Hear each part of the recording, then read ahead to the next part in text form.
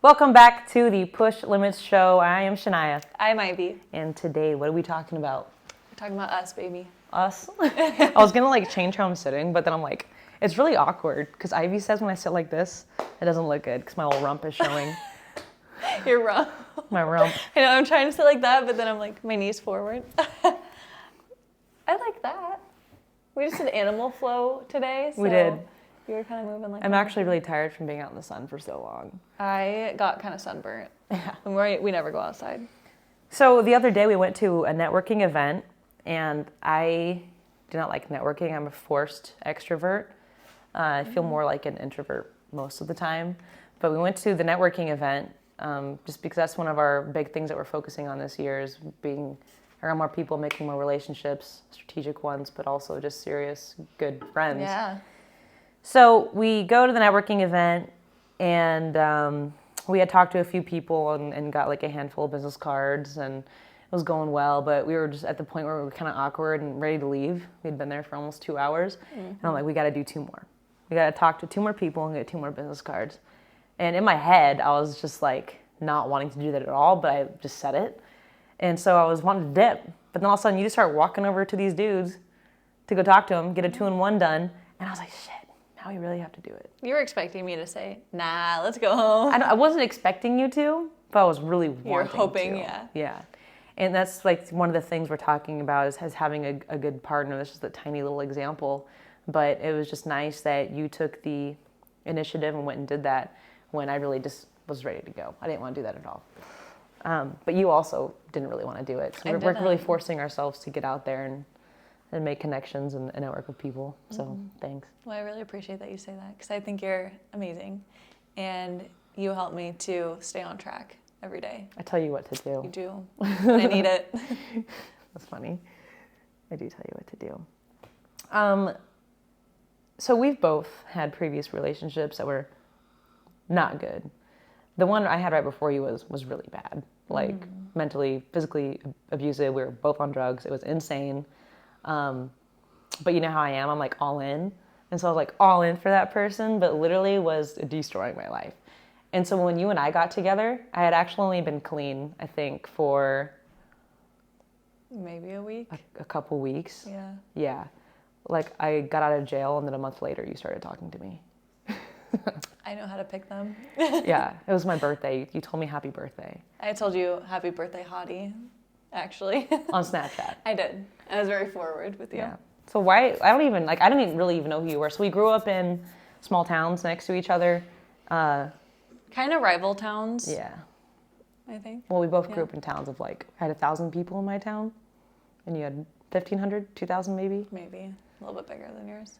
But I was friends with people who were friends with you and people you hung out with in high school. But I had never met you. I really didn't know very many people from your school. I was just my school, my friends. I was just kind of, our 2 towns, they kind of hated each other, but everyone still hung out together. Actually, I know why.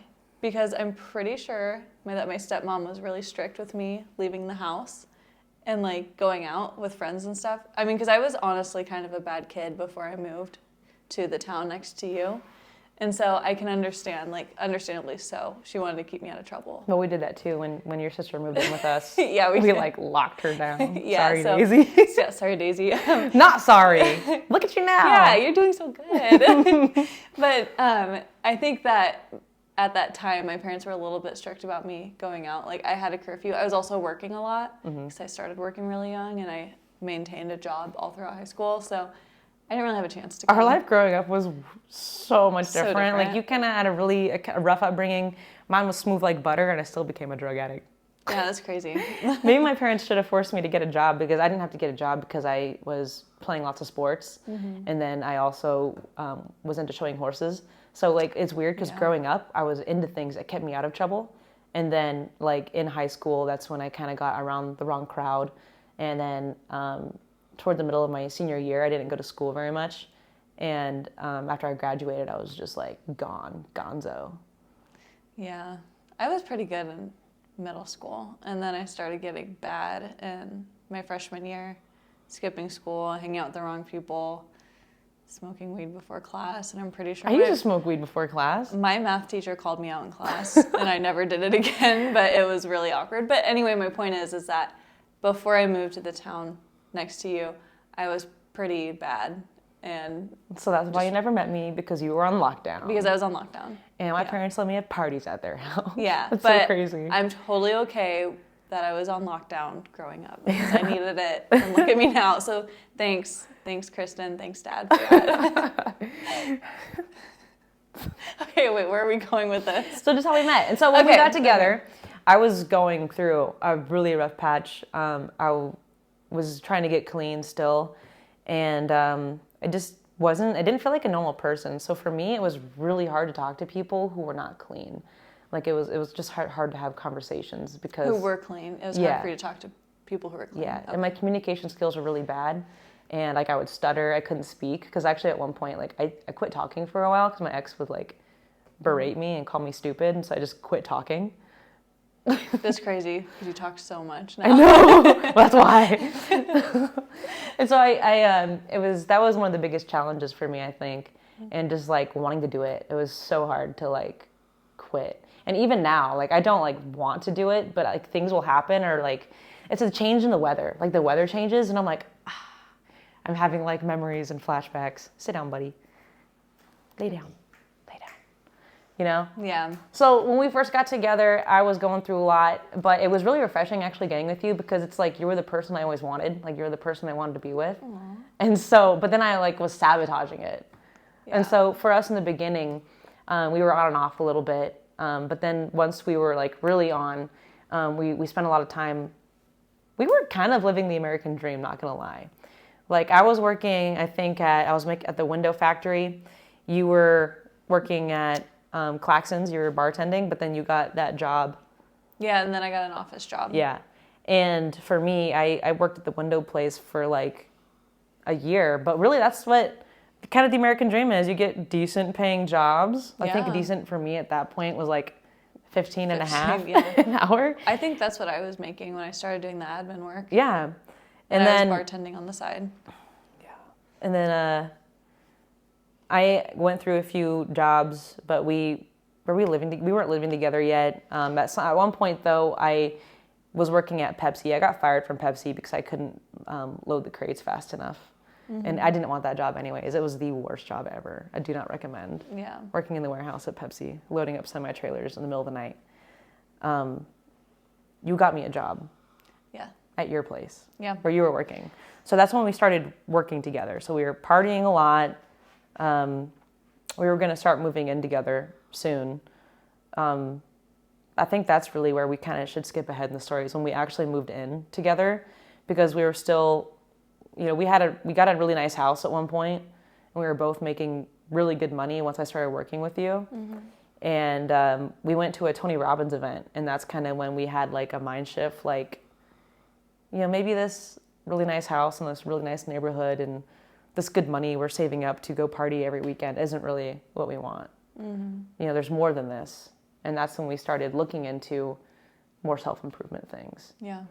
Figuring out what we could do, like, for ourselves, self-improvement, but then also, like, on the monetary side, that's kind of what sparked the entrepreneurial thing, because we realized that, the people we met, and we realized we could do more on our own outside of a 9-to-5.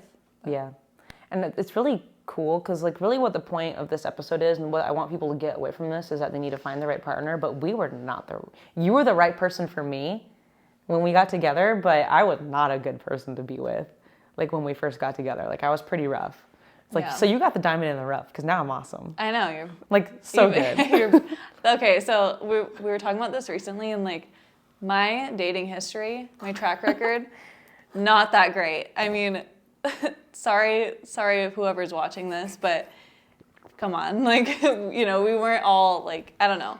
So it's just funny that Shania and I got together because I didn't know how bad you were when we got together. And I don't think you really told me until... You knew I had an ankle monitor on. Okay, yeah, so I knew that. So like, why, I don't know. I was even still talking to my ex, and you were still pursuing me. Like there was one point I was literally driving to see her in treatment, and you were messaging me. Yeah. And you were just going all in. You wanted it.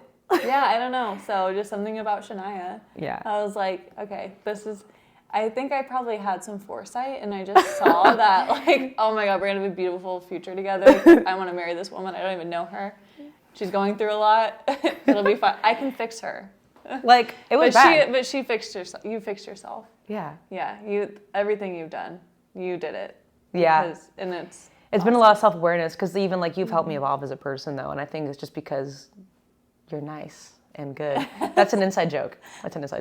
I had to explain. I had a probation officer. I feel like I'm oversharing at this point. It's fine because it's all going to come out. I had a probation officer because I was going to go to prison, and they wanted to know, like, the proximity I was in. And so that was one of the things too. When I was graduating from treatment, they wanted me to have a job first, because they wanted me to be around other people. Because I'm like a loner. I don't really like make friends and hang out with people that much. And so when I was doing the paperwork to graduate from treatment, but also my PO wanted it, they were interviewing me about you and what traits you had. And all I could think was, she's nice and good. So if anyone ever wants to know anything about me, she's good that's and all nice. you gotta say. 2 things. Good and nice. Yeah. But now we've evolved into the partner. Like, we are exactly the person that each other needs. Mm-hmm. I used to say things to you, like, you would call everyone your friend. This is a small thing, but like any person you were ever telling a story about or referring to, you'd be like, oh, my friend. I'm like, no, that's your acquaintance.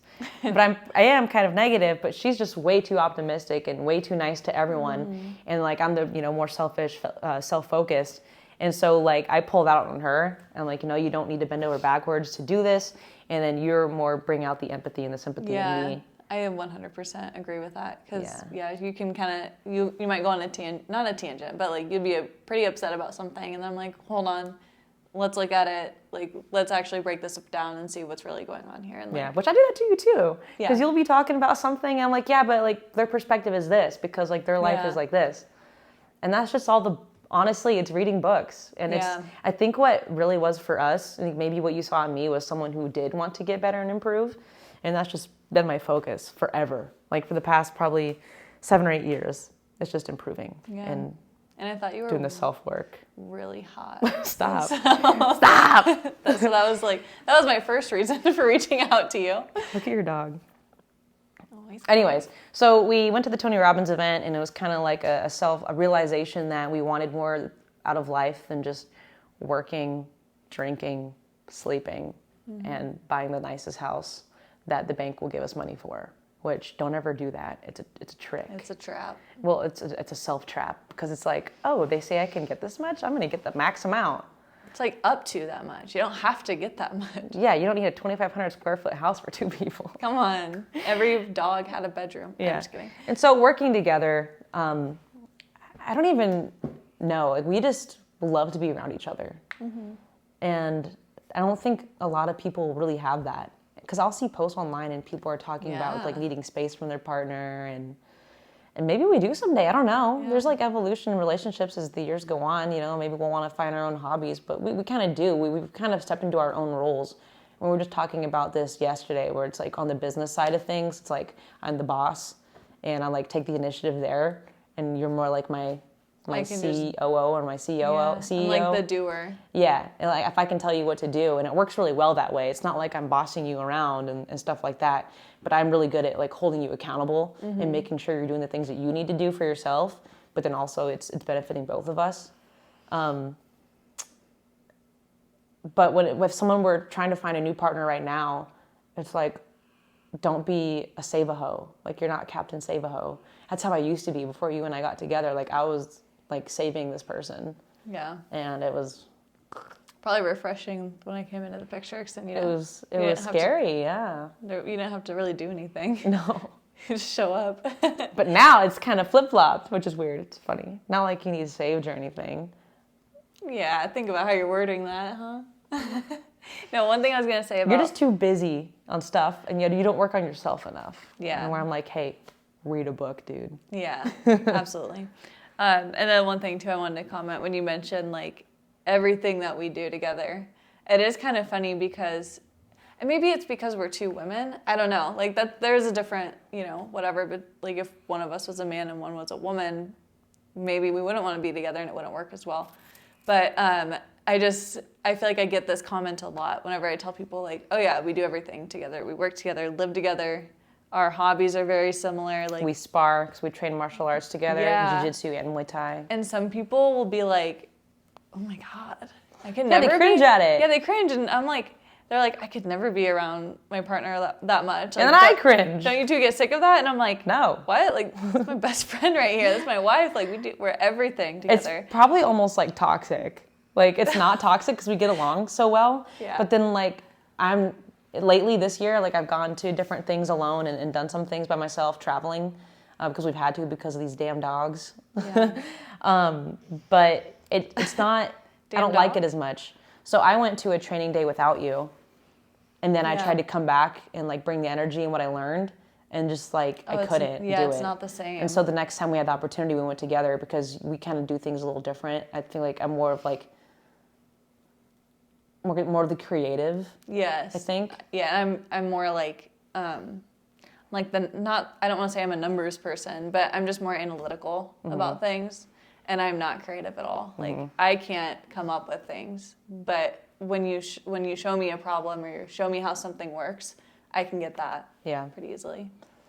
Yeah. So like really we're talking about what traits are we discovering? So obviously we're not similar. Like we are polar opposites, I think, when it comes to a lot of things, especially just like our general outlook on life, but we balance each other out really well.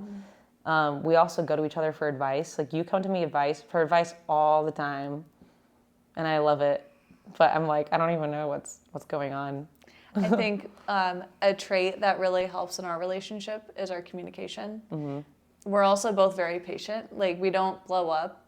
Like I think that's just who we are as people. Is we're chill. Like, and we hear each other out versus getting all up in arms and like I think, and maybe that's the ego thing coming in. Like we're constantly working on breaking down our own ego, and so that probably helps with our communication. But even I feel like anytime we have even a slight argument, which isn't really like we don't fight, but we have a slight disagreement is probably a better way to say it. It's just so easy for us to be like, hold on, time out, like, but hear me out from this angle kind of thing. And which it's hard to even use that as an example because we never even have to do that. I know, because we were just so open about things, I guess. Yeah, I guess that's one thing though. Like in the beginning, I feel like you didn't share your feelings and your opinion very much, and like I've had to pull that out of you. And then there's some things where I don't like to, but for the most part, I'm open sharing. I'm like, why are we not cuddling? I expect you to be cuddling me right now. Ivy's not much of a cuddler, and I'm more of the cuddle person. But here's what will happen. This is what I get mad about: is we'll be sitting on the couch, and she hasn't asked me to come over to her side of the couch yet, and then I have to ask her. I'm like, are you not going to ask me to come over on your side of the couch and cuddle? And she goes, oh yeah, come here. I'm like, no, now I'm mad because I had to ask you and you didn't just like come up with it yourself. I'm like, just come over. Like, I'm not going to push you away. But, But like when we're watching One Piece, I want to cuddle with you. Yeah, and so now we've compromised to where I will scoot over and our legs will touch. And it's... No, I'll just lay on you. Yeah, you do. That's so funny. We're not even going off of the thing. I know, at all. We're just like kind of talking now. Actually, this is pretty good. I think we did it. I'm like reading through our bullet points. I'm like, well, everything came out in a story, I guess. Yeah. But we got, I don't want to say we got lucky, but I think the biggest thing and why we work so well is that we are both pretty obsessed with self-improvement, and we're aligned with it. And something I like to do is put a framework to everything. Like everything has a framework and like steps and ways to do things. And it's just how my brain works. I'm putting things like I'm thinking of the journey of getting there. Yeah. Go ahead. I don't know. Well, you go ahead. I'm just thinking about our relationship and how, when we reflect back on like the start of our relationship and how everything went, literally the first 6 to 8 months. It was more than that. It was the first maybe like couple years. years. So it's like just looking back on everything that happened, like that we went through, that you were going through, that I was going through. Well, we were young. Yeah. You were 19, I was 20. Yeah. It's just so crazy. And now what? I'm almost 28 and you're 27. So. Yeah, yikes. But it's just like so crazy to it's so crazy to think about. Yikes. Like, we're getting old. Anyway, no. My whole point is though, it's just so crazy to like think about everything we went through in the past because it's like everything that we've gone through, should we really be where we are right now? I don't know. And like what turned us into these people, because I don't really think we weren't like this when we first got together. We grew up and we started figuring things out. Well, so we're still the same in a sense, still just as immature, honestly. I feel pretty immature most of the time. But I think it is the focus on self-improvement. Yeah. Because could you imagine if I didn't change? Do you think you would still be with me if I was like how I was, not in the very beginning, but even like 5 years ago? And I think that was before I started studying Buddhism, and Buddhism is really what has helped me initially start to get more open-minded about stuff, because I was just a grouchy. Like everything would just piss me off to the max, and then I would say things I shouldn't say and stuff like that. Like, what if I hadn't focused on that? Because I think it was me that took the initiative. Like I just decided like, hey, things need to change, and then I forced us both into that constant self-improvement, self-mastery role. Mm-hmm. But I think that is it. Like if you are with someone who is focused on being better and you're focused on being better, because if you're with someone who isn't, yeah, like and you want to be, because I actually hear this story a lot. Like someone wants to invest in real estate, but their spouse isn't on board. And it takes a lot of money to do stuff like that. Yeah. Or someone who wants to start a business and their spouse isn't on board. You're going to have a really hard time, because they're going to be nagging at you about money. You're wanting to take risk, or someone who isn't risk adverse. Like you both need to have the same level of risk, which we do. We both, like things that we do are similar on is like money. We talk about money, and we have the same opinion on it. Yeah. Like I'll be more the goal setter, but you're like putting in the work. Like you're tracking the finances every day. Yeah. And I alternate where things go and make it work for where we're at. We both really care about our physical fitness and being in shape and eating right. That's extremely important to us. And those are the things that we align on. Like, yeah, we're different in like our personalities, but the things that we're passionate about and the things in our life are the same. I think it all just goes back to our communication. Yeah. Because there's nothing we keep from each other. You know what I mean? Like anything that comes up in my head, I'm telling you. Anything that comes up in your head, you speak out loud anyway. But just even the weird things. Even the weird things. But I am really weird. That's one thing though that you you should have maybe looked into before you got with me. Is like on Facebook, like the to be honest and like this, and they put a truth is on your wall. Almost every single time, they would go, "You're weird, but you're funny. You're funny, but you're weird." Just really weird. I wonder if Riley ever tried to warn me about you. Riley, did you warn Ivy? No, she was all in. No, I think she was trying to get she's like, "Oh, I'll make you two meet up," and I'm like, "Just give me your Snapchat, I'll do it." That's so funny. That's weird. That I just Snapchatted you. It's weird that it's Snapchat. Like, there's part of me like hates that. I know. Well, at least we didn't meet each other on Tinder. Well, someone I dated, we did meet on Tinder, and it's like. It's just crazy how old Tinder is, because that's when I was like 16, 17. Oh my God. Did you know I lied to her? I was a liar. Why? Because I noticed that she played basketball. I also played basketball, but not very much. I was really bad at it. And she asked me like what's the most points I scored in a game or something. And I lied, and I was like, oh, like 28 or 30 or something. But I didn't really know. Okay, that's so funny because you can just look that up. I didn't know that. She fucking looked it up. And she called me out? Yeah. Oh my God, that's so awkward. It was really fucking awkward. How did you recover from that? I don't remember. And you still got together? But she would always bring it up. Like, hey, remember when you fucking lied in the beginning? Is that what you bring up when I told you I couldn't cook and then I flipped an egg? Oh, it's just my trauma from that, and now I bring it up. Yeah, when we first got together, she said she couldn't cook, and you literally flipped an egg. And apparently that's cooking. Yeah, I can't flip an egg. I hate flipping eggs. So for the longest time, she called me a liar about that. What else are you a liar about? I don't know. I'm trying to think if I've ever made something up to get with. I mean, not get with someone. I can think of something, but we're not going to talk about it. Oh God. But that's the thing is we joke like this, but I don't know. Are we just perfect? I think so. Easy. Yeah. Are we done? I don't know. I think we can be done. It's been 25 minutes. Yeah, that sounds good. But I don't know. The moral of the story is if you want to do more and be more in life, your partner needs to be on board. Yeah. And like that last example I said, like if someone wants to start a business or do the real estate thing, something where you're taking a lot of risk, or even if you're at home and you're trying to eat better and you're trying to work out and your spouse is a fat lazy slob and wants to eat McDonald's every fucking day. Like it's just not gonna be it for you. Yeah. Like sometimes, like if we want to quit drinking for a while, which we don't drink hardly often at all, but if one of us wants to stop for a month and the other one doesn't, like it's just not gonna work. Mm-hmm. Like especially for me, I can't do it because whatever you do, I do. Whatever I do, you do. Oh, we forgot to tell them that look. Oh, we do this. So like last night we got some cookies, but we shouldn't have got them. Shouldn't have. You can do whatever you want. It's fine. But this is what we do.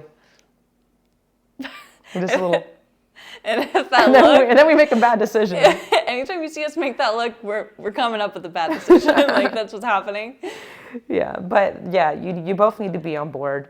It's going to be extremely hard if you're not. If you come home and your spouse is not a place of someone who's pushing you to be better, but at the same time they're your comfort, the person you get advice from, they're just like your go-to. If they're not that and they cause you stress and you're depressed and coming home and talking to them makes you anxious, you're getting in fights, that's not how a relationship should be. A relationship should be. Like people will say that it's just part of it. My stomach is growling. I wonder if the microphone's picking it up. Cook me some food, woman. Hold on. Okay, so since you just freaking veered off of Wait, no, I was saying something, so wait. Hang on. Okay. See, now I don't know. Okay. People will like talk about how it's healthy to have fights, but it's like how you come back from it. That's not healthy. I don't understand. That is not true. Hey, and I just want to add when we're talking about if you're in a relationship and your partner is kind of like a fucking not a piece of shit, I guess, but whatever, they're not supporting your goals and becoming better yourself. Also, like the flip side of that is look at yourself and are you being a supportive partner? Like there are times where I will just sit back and I look at everything that Shania does and you're like constantly going for, getting the supplement things off the ground. Like if it wasn't for you, I would just be cruising.